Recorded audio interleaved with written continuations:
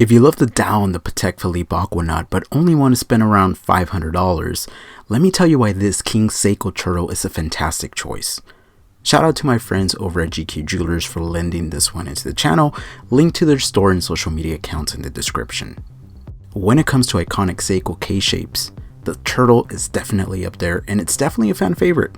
Just like the Submariner is to Rolex. However, having a best-selling watch like this can pose a risk.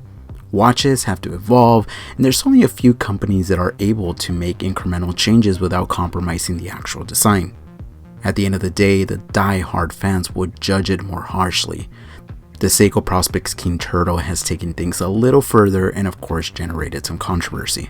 Although the King in the name would make you think SEIKO increased the size of the case, well, this is not the case. The diameter is the same measurements as the original turtle. The entire case is made of 316L stainless steel. The case measures in at 45mm. It's 47.7mm from lug to lug, has a thickness of 13.22mm, and in between the lugs and measures 22mm.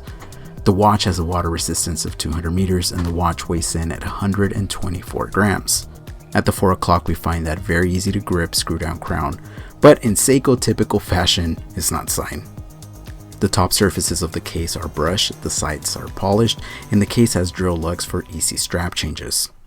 The redesigned 120 click unidirectional bezel with more pronounced grooves is easier to grip, and now it's actually made of ceramic. We all know this material increases durability, but unlike aluminum, it won't patina. I actually love the look as it makes the watch look more expensive. Rotating the bezel produces a solid, reassuring click and doesn't feel as spongy as the SEIKO 5KX models. However, in typical SEIKO fashion, the bezel, well, it doesn't line up. At this point, I don't know if that's a criticism or a way to identify if a SEIKO is authentic. Another important upgrade is the crystal. Finally, SEIKO understood the assignment and ditched the Hardix crystal. This watch comes with a sapphire crystal, and I guess the most controversial part about it is the Cyclops used to magnify the date complication. I mean, it doesn't look bad, and it actually does its job, but in my opinion, it will look so much cleaner without it.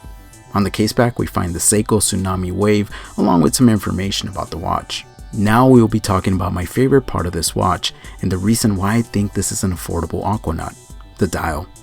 SEIKO has opted for a square or waffle shaped pattern, or as enthusiasts call it, the grenade dial.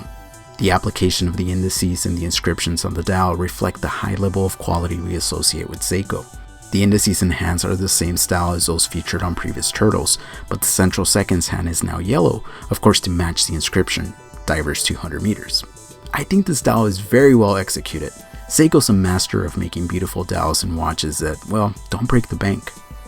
Of course, you knew this watch was going to have plenty of lume, Lumibrite to be exact.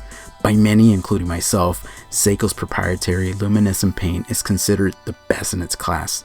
The lume has been applied generously on the hands and indices. You already know that this thing glows like a torch. Powering this watch is a mechanical automatic 4R36 movement that offers about 41 hours of power reserve and operates at 3 Hz. The movement features a time and date complication.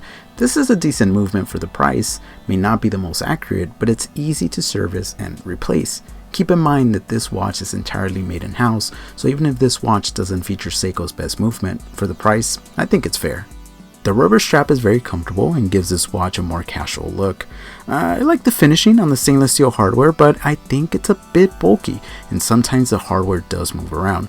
A nice little touch is that Tsunami Wave that's actually been molded onto the end of the strap. The hue of green really plays well with the dial, and thanks to the 22mm lug width, this watch of course is a strap monster.